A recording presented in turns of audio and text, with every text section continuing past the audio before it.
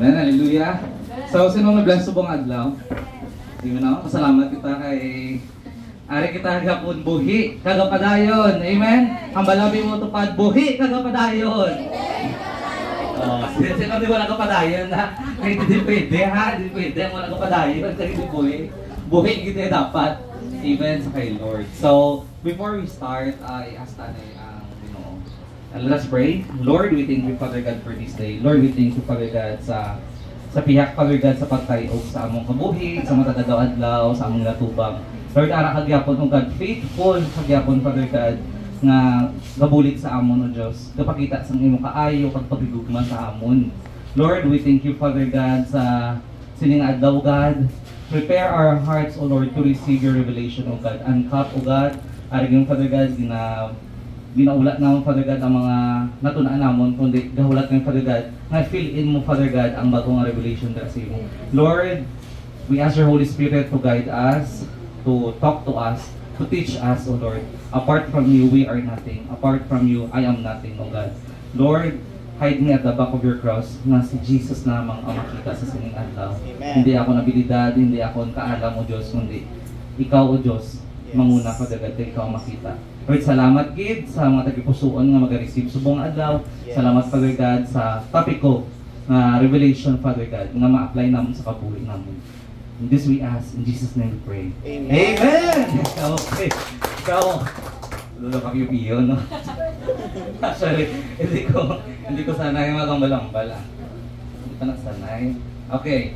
So, my topic for this morning. English yun, ha? Okay, class. Okay. So, ang akong topic ko sining adlaw, it's about the lesson 4 sang continuation sa kay Jassel nga discuss. It's the lesson 4. It's about how to delight in the Word of God. So, karon ko lang na-explain why I nga aging putang-put ang pictures ng babaeng gatangla. Gatangla nga wala utang. Amen? Amen. Sino wala utang? Amen. Ay, wala. May utang ni Guro. Wala may ka-amen. Amen. So before we start, let us define the word. Iba doon tanay kung anong nila means ang delight. No? Hindi na siya kamuti delight na ginakaon ha. So delight. So delight comes from the word, a Greek word, chara, means joy or pleasure. So joy, diba? Ang pleasure. Kasi nagka-joy, ang muna siya ang... Pero kamuha ng joy? Sino si Joy? Oy, may Joy di gali. Hindi siya ginapahit sa sa plato para madula ang sebo. Ang joy, it's different from same man siya sa happiness, pero lainay sila. Same sila feelings na ginabatsyag ta, pero lainay. So, the difference between joy and happiness. Masinig ka happiness, may rason. O, malipayon ka. For example, may rason. Ginambalan ka sa iyong kumari, uy, shitty tres ang nagawa sa STL. Joke lang. So, di ba? Anong mabatsagan mo? Kalipay. That is happiness. There is a reason why. Shitty tres to gataya ba? Okay, there is a reason why you are happy. Okay? They are happy. So, outward ang rason na aga happy ka. Gitadaan ka sa iyong nubya sang nubyo. So, may mga rason. There is a reason why we are happy. But joy, it's different. It's because halin siya sa sulod ng sagipusoon mo. Something that you feel and something that fulfills. Amen? And satisfy you. That is a pleasure. Diba? For example, kabalo ka kabudlay sang pangabuhi, pero nakita mo yung pamilya, malipayon, nakaundungan ka mo. So, there is a joy. There is a satisfaction. Nga despite nga kabudlay sang pangabuhi, ari kami subong ululupod kami. So that is a joy, di ba? Pagkadto din sa church, this is a joy. Galakat ka sinitan, wala ka balo kung may pagkaon o wala, or may unod ang tiyan o wala. Pero pag uli mo, ay, satisfied ka. That is a joy. Amen? Okay. So, before we start kalawig, nasa introduction ko, ano mo lang 3 hours mo lang Okay. Okay, so let me start to you with a story. So 3 years ago, naglakad kami sa barkada ko sa isang island. Amo ni siya ang Gabayan Resort. Yung katuan namoy. Actually, hindi ko mawala. So, nag-search ko gina sa aga kay gin-remind ko ni Lord na i-share ko ni. So, 3 years ago, naglakad kami sa isa ka lugar, sa Siquijor actually. Nag-trip kami sa mga barkada ko. So, ang akong kwarta, tsaktuhan lang 500. Laban pa paamulya sa upod ko.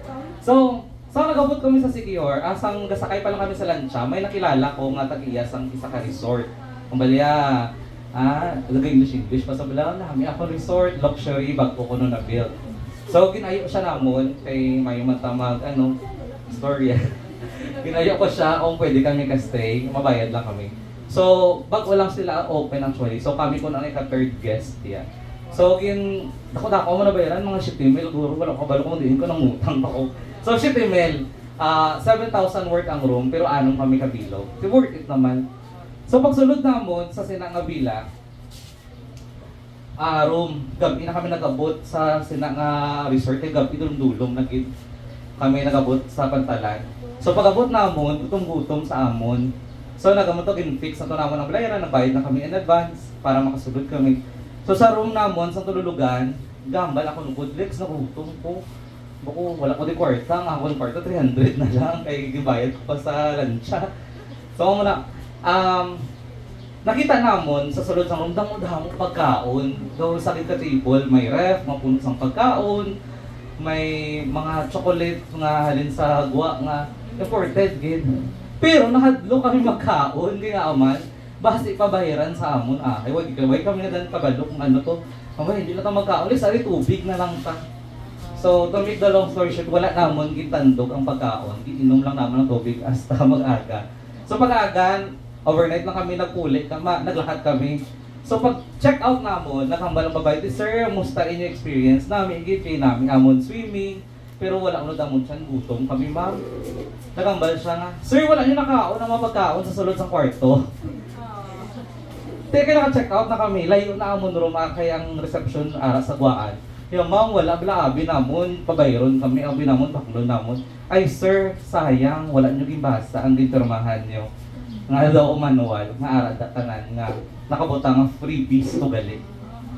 So sa ato, no, as a Christian, so nagluya ko, kanami, gusto ko tayo magkaon ng chocolate, gusto ko muna, ang tubig. Tubig ang munod sa tiyan. Ahay. 1, 2, 3. Okay, ahay.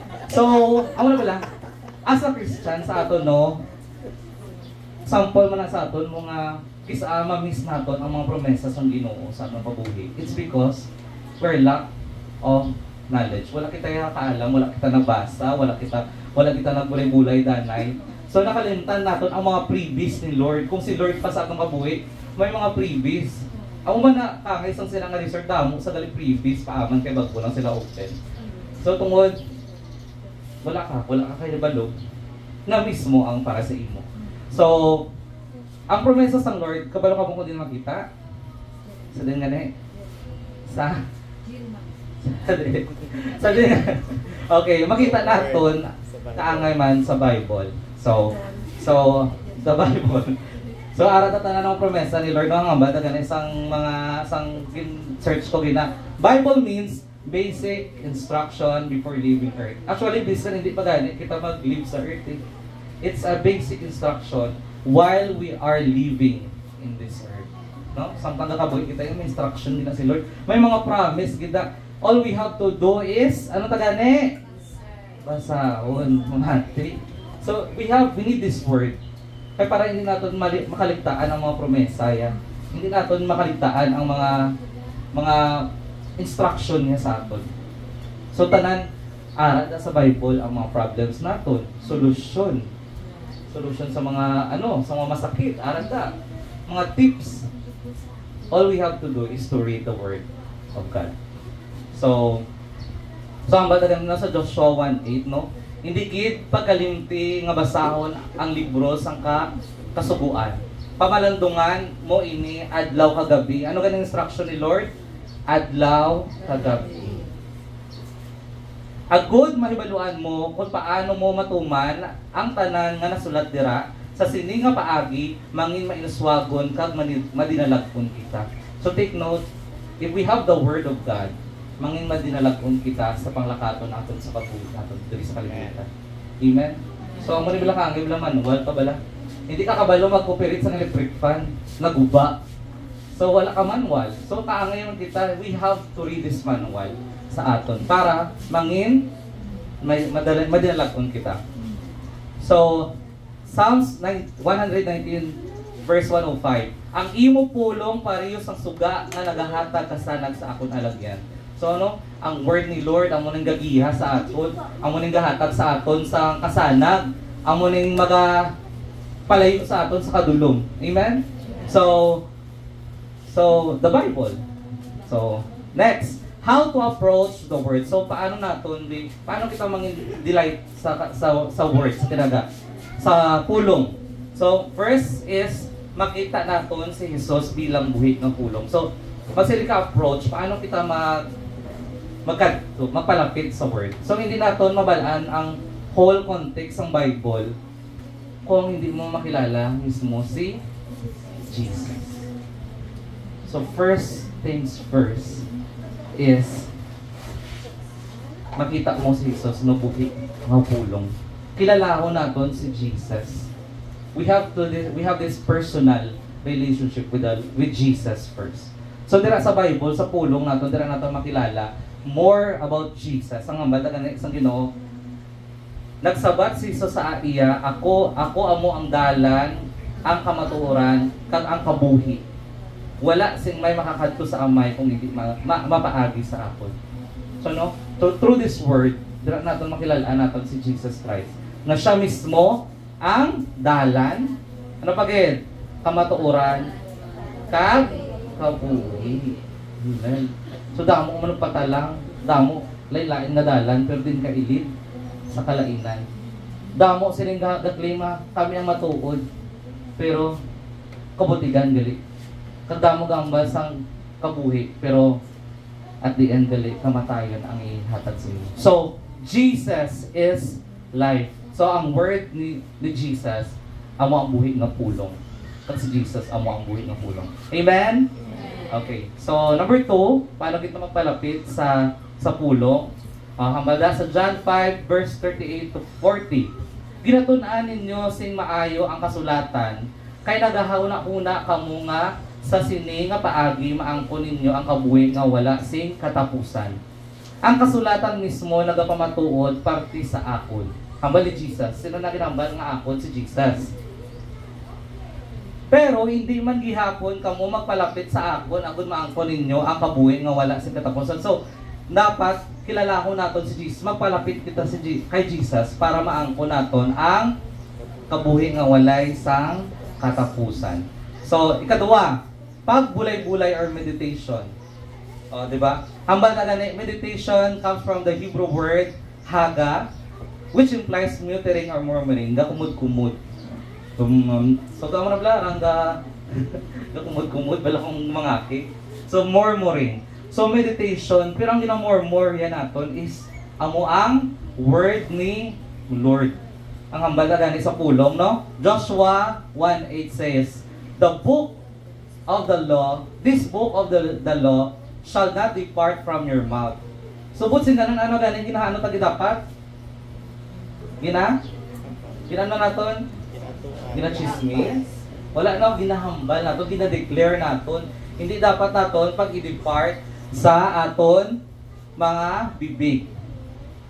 Ang kasuguan or ang word. Next, Mateo 4 verse 4. Pero nagsabat si Jesus sa iya, nagasiling ang kasulatan, hindi lang ang sa pagkaon mabuhi ang tao, kundi sa tagsa kapulong sang Dios. Tuod yun na ang patay nga tao, ang wala Kristo nga tao, kaangay sang patay. Gakaon lang sila, physical. Dinapadako lang nila lawas, pero wala sila spiritual. Pag-abot sang pagtayok sa kabuhi, gano'n sila? Back down. Ang iba, hindi nila makaya, bihikog sila. So, no? Wala na diya sa aton, ha? Kaya we have Jesus in our heart. Amen? So, may Ginoo kita, ya. So, amo na gani nga dapat naton hindi lang pabakuro naton lawas, hindi ta lang butang kolorete aton lawas, kundi ang aton spiritual man nga aspeto sa atong kabuhi. Siguraduhon naton nga most important thing, ang pinakakusog naton is ang spiritual naton. Kay man ang physically hapos lang na iya. Pagpagwapa hapos lang na iya.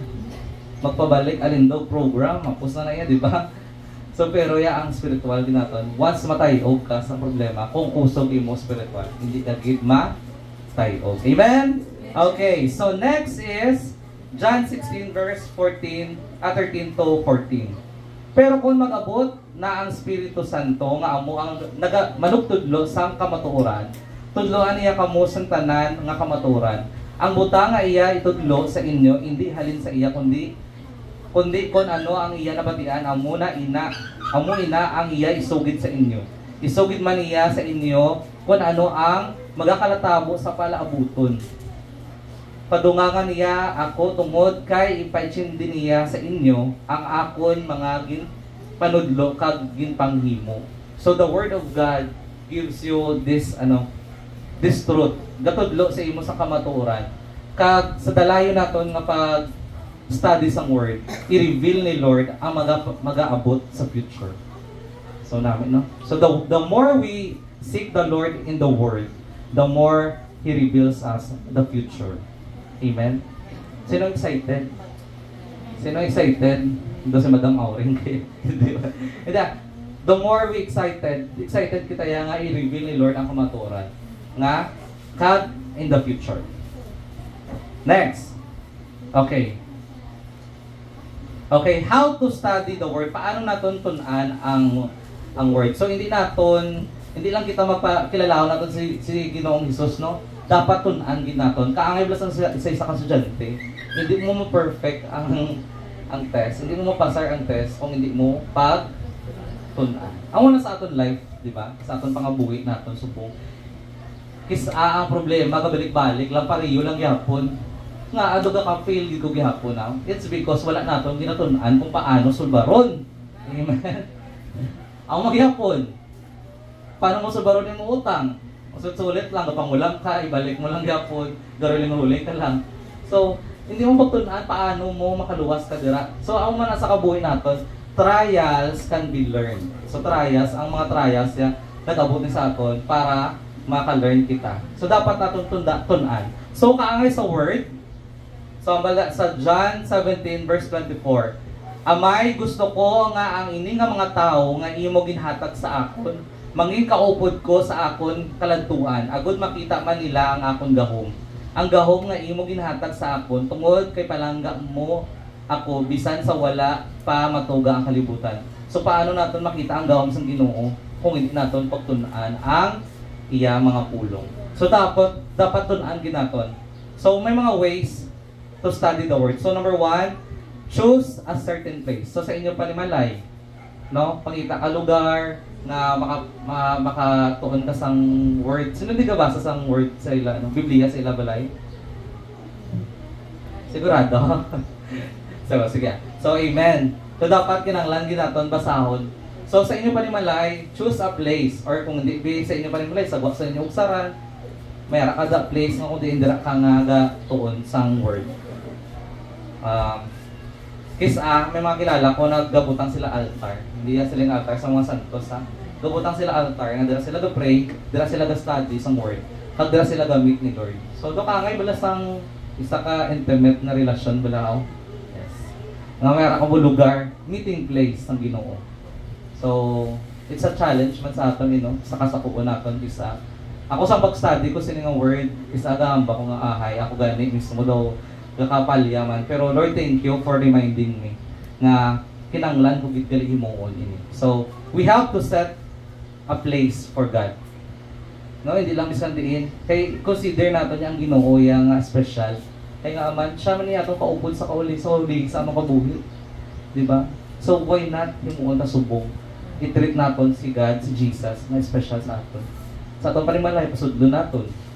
Make a place for Him. So number 2, buy a notebook and make it your devotional diary. Sino di sa mga pamatan-on ga diary? Dear Tita Charo, nakita ko si Crush Subong. So, when we write diary, i-write natin ang kaayon ni Lord kung pag-study natin, i-write natin kung ano ang ginahambal sa aton ni Lord.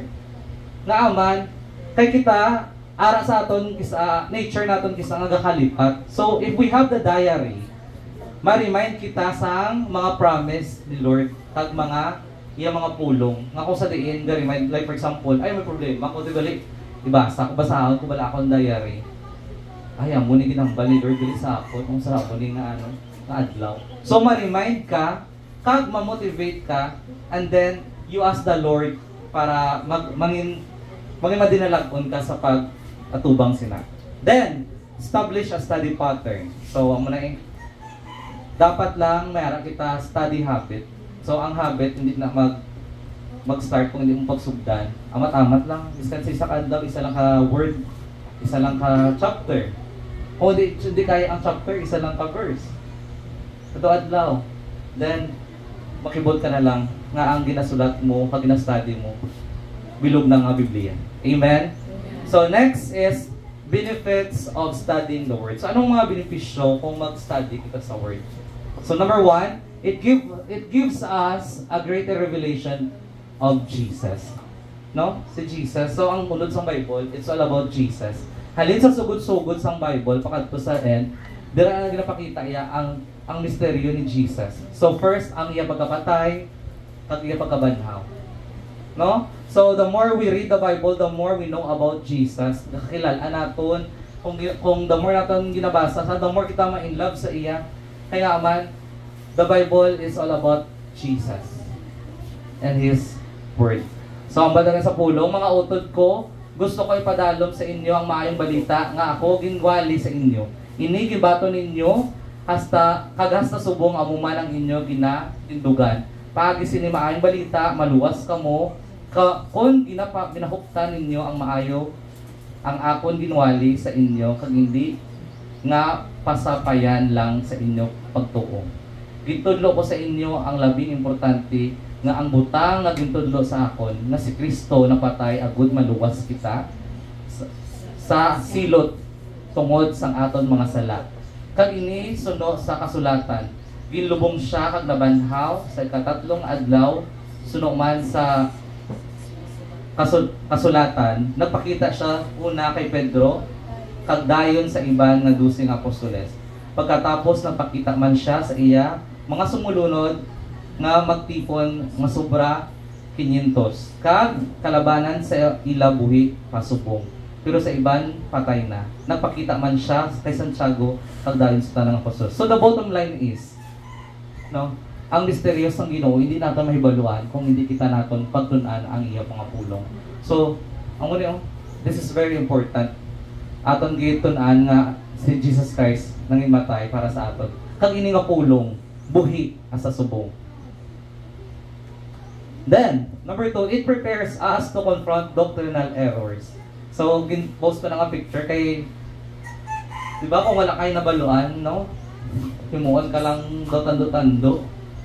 No? Hambal sang like for example, may isa ka sekta, masulod sa inyo puro, o hambal ni Papa, muna po masindi ka, kaya wala pa sila katapok sa kabuhi. No? Sino nasa una, ginihimutan na.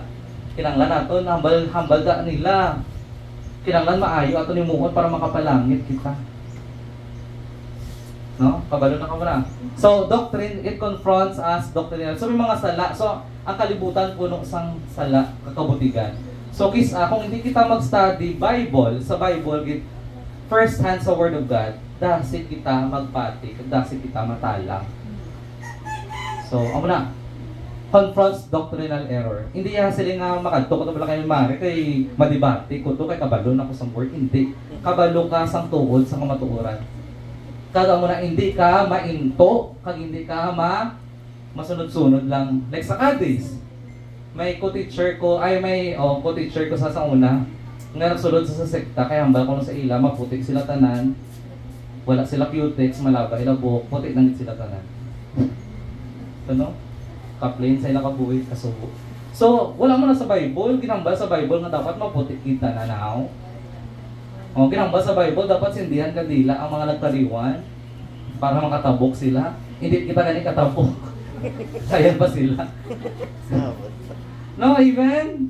Yeah. Amen, kabalo kita. we have to study the Word in order for us na hindi kita mangin maintuan, kag hindi kita mangin sunuran lang. So ako ga pasalamat gid ko ya nga nakilala ko ang kamatuoran tungkol sa Biblia man. Kay damo gid gali nga halin sang una ginasunod namon. Ginasunod namon. Kung wala gid jasen kapulos, gausik lang kami chimpo. Para nga bala nga board. Actually, may tiya ko nga para sa Vatican kay Papa. Nung bala niyan kami na, ay, kamo, muna. Pero later on, na-realize niya man nga ang Ginoo buhi dyan. Pinakita niya sa among kabuhi. Amen. So when we study the Word is alive, kang makita niya na sa aton. Next, it helps us in spiritual warfare. So ang Word, ang muna aton, kumbaga, weapon. Mga weapon naton sa kaaway. So, ang kaaway naton, kung kita, adlaw kita nang ginatira sa kaaway, paano kita makabato, no? Ano ka lang mabato? Mabato ka sa iya sa baganay, makita mo ang kaaway, how? Hindi. So, that is our weapon. Well, our weapon, ang aton armas, amo ang Word of God. So, ang balda ganit sa Corinto 10:4-5.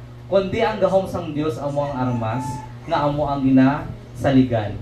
Amo ina ang amon ginagamit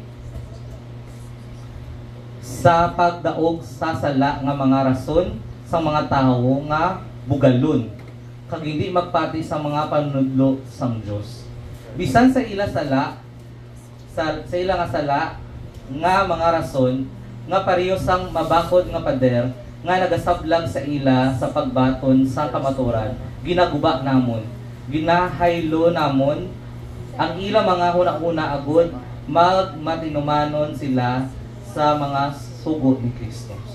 So this is very powerful. The Word of God is very powerful. I will say powerful. Powerful. Okay. Darna.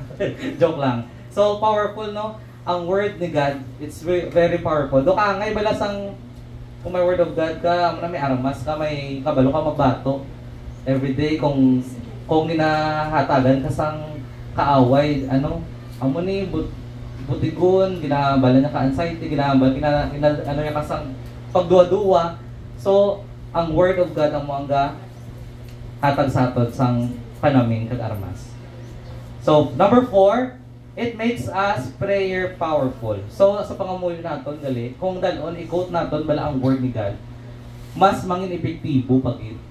Sino ni ka pangamuyo? Gusto niyo mangin epektibo inyo pangamuyo, ho? Ton ang pulong sa Ginoo, kag i-apply sa pangamuyo. Ang Lord, ang mo Lord sa imong pulong nga amo ni nga death and life is in the power of my tongue. So kaya ko magkasang kaya mabuhi ka. Di ba? So di ba may mga testimony nga gigamit nila ang Word of God, evident gid, kag-epektibo gid kay naman naging matuod.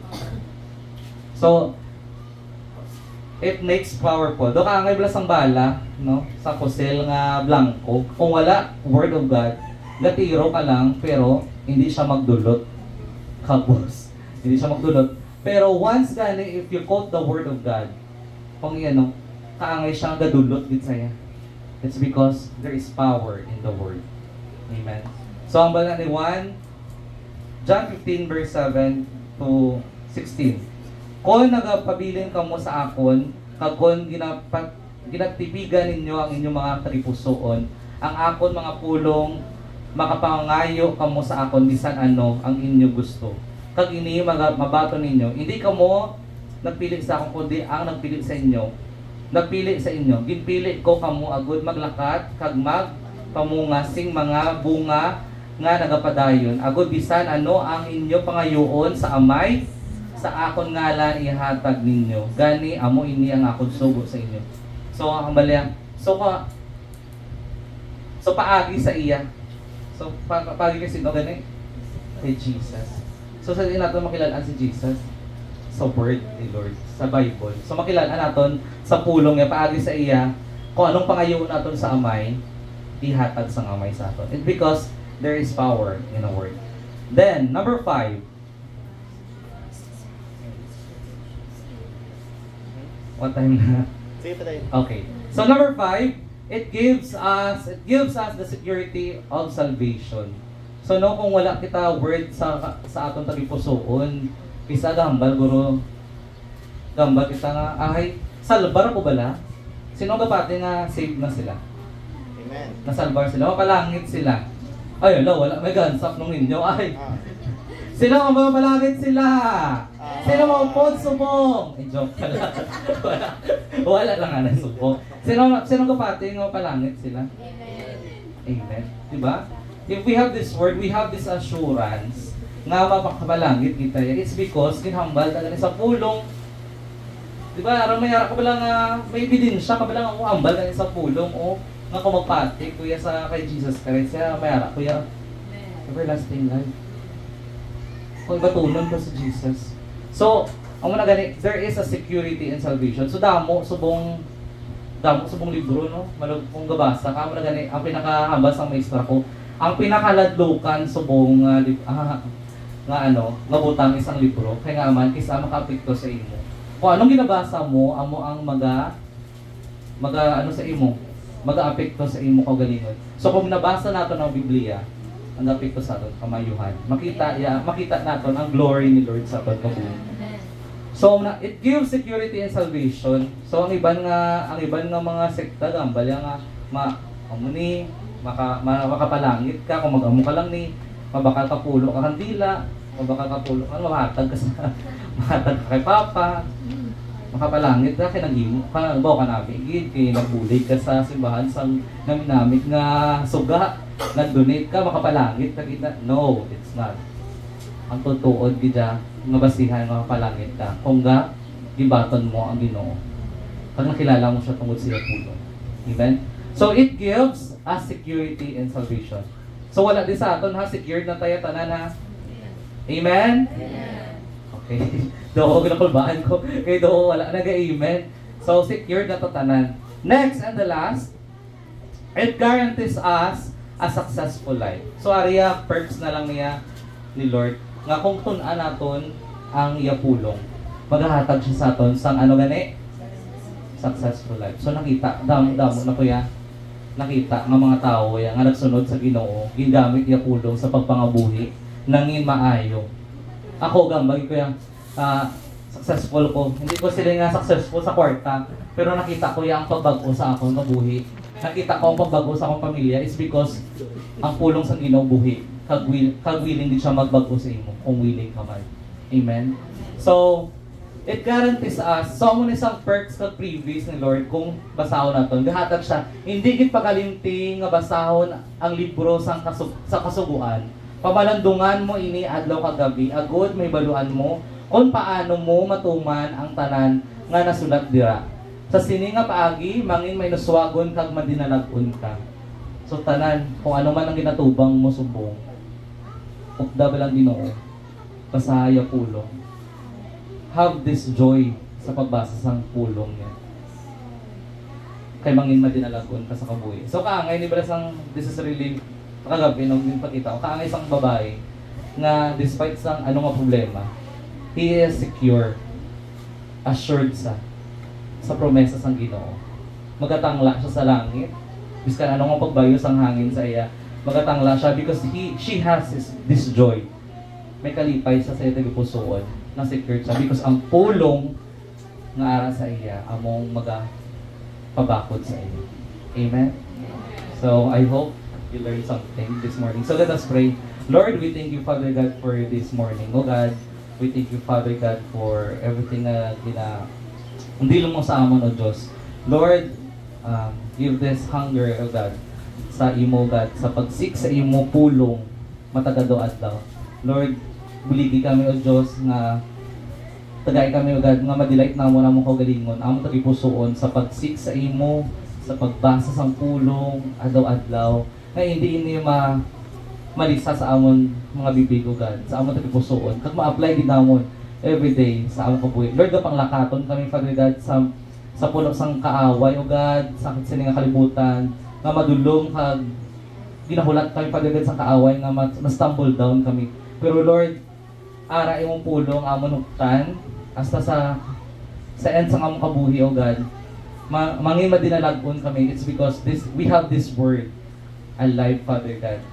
Kagamong, Father God, amon armas sa pagbato, Father God, sa pagpadayon sa pangabuhi sa inyong kalibutan. Lord, salamat dito, Diyos. Let this word be rema in our hearts.